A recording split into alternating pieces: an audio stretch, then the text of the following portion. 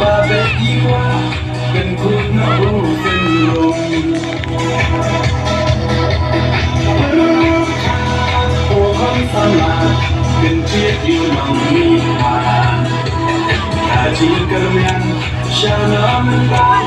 khi chính xác im nhiên mà